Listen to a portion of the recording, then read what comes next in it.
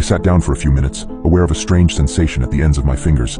They felt tingly for a bit, then they started to feel hot. Terrified, I watched as they began to blister, running up past my knuckles and cracking open the skin on their way upward.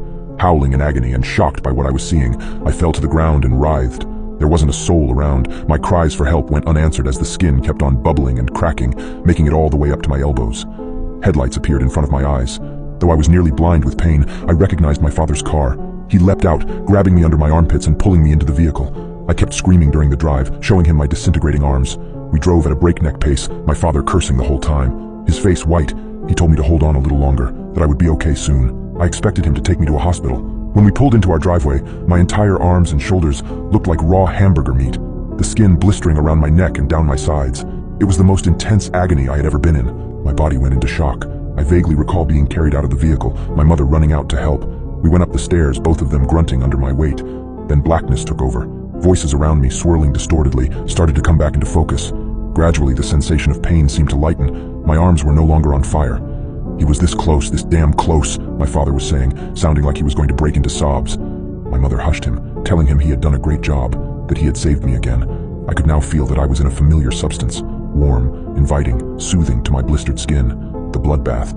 When they noticed I was awake, they both broke down, telling me how worried they had been, how they could never live without me, that I was their entire world. Their hysterics got me going as well, realizing how awful I had been to them over the last year.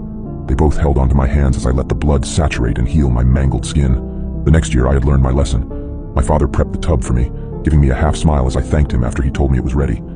I never asked why I had to take them. I never asked where the blood came from. It just seemed like something that we all knew was better off left alone. Which brings me to this year. My father, who is now in his 60s, sat me down again. "Ben, it's time you understand some things."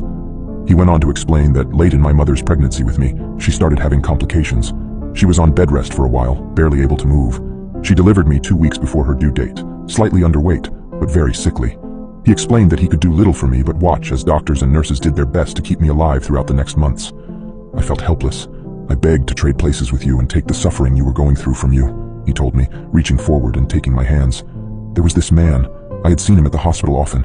He saw what we were going through, our family, and he offered me something. Told me he knew a way to help keep you alive. I didn't want to hear it. I told him to leave me alone, but he persisted.